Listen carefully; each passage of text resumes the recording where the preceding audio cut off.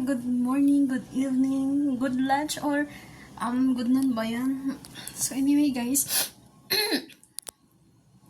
sobra kainit subong nga adlaw, kag boring, nami tulog, katuluyo, pero no, bago lang ko kapaligo kay, pero dasig lang nga paligo.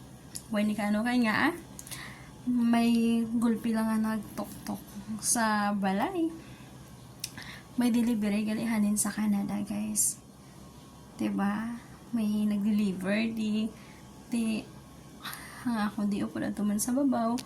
Ti ako ya gali dali ko guwa isa si RE. Ti hambal ko pa ay pasok ng abi ko gali yang delivery sa tubig gali ka hindi.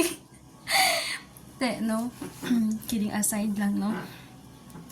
Pagkagawa ko, way pagigusay-usay ay, way pa usay-usay. Tapos gitawag ko na lang si Mano, ay si Kuya gali.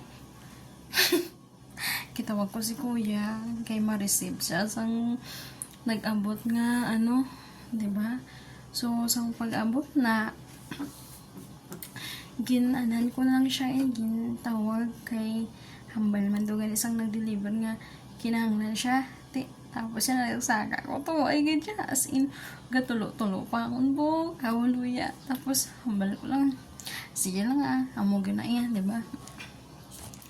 Pagkatapos pag naog ko, tinanaog naman sila ni ate kang ni kuya, di ba?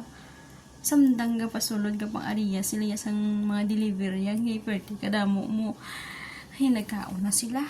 Tiyang gi-prepare ko yung panyaga ko nila. Antes ko naligo, tiyang ginkaon na nila eh.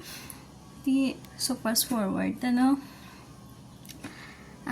pag alin na to sa mga nag-deliver, nagkaon na sila. Pagkatapos nagkaon ay nagsaka naman kay may gitanaw lang gali sila na nga mga pinaguro ka box. Guys, pakita ko wala sa inyo hinami. Nan amo ni siya, nan, diba? Di na halin. Nan, halin pa na siya sa ibang nga bansa, guys, diba? Mayo lang gidya kay nag-ano ko daan, naligo na ko daan, kay sobong kainit-init, alas 3 na sa hapon guys, pero tanawa balas ko gatulubo do, diba? So pagkatapos na to nila nag-deliver, kanami guys, as in, nakitaan ko ang iman, naka-excite ng mga, diba? Kita nyo na, sobong ari ko, di ka pa huway-huway na lang, nami tulog, galing yun, di ko katulog. Kaya siya, ato lang sa iban katulog.